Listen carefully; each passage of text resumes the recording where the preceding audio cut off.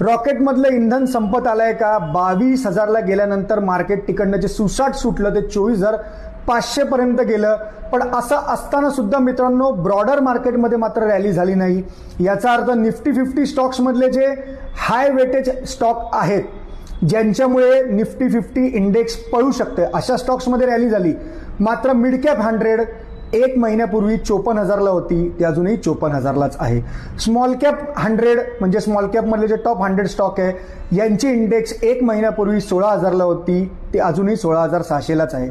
Large mid cap इंडेक्समध्ये मित्रांनो हीच परिस्थिती आहे.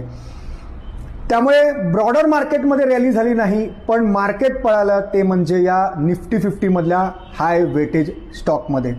माझ्या एक्सेल शीटवर मी आज डेटा बघत होतो तेव्हा मला असं वाटलं की आता इंधन कदाचित संपत आलंय. कारण जे टॉप स्टॉक्स आहेत, जे टॉप 10 वेटेजमधले स्टॉक्स आहेत ते प्लस निफ्टी 50चा जो व्हॉल्यूम आहे तो ॲव्हरेज मंथली व्हॉल्यूमपेक्षा मित्रांनो कमी ट्रेड होतोय गेले काही दिवस. एखादा दिवस त्याच्यामध्ये अपवाद असू शकतो.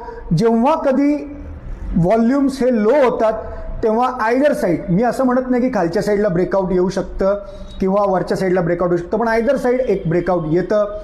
तुम्हाला कुठल्या साईडला ब्रेकआउट येतं असं वाटतंय ते खाली कॉमेंटमध्ये सांगा.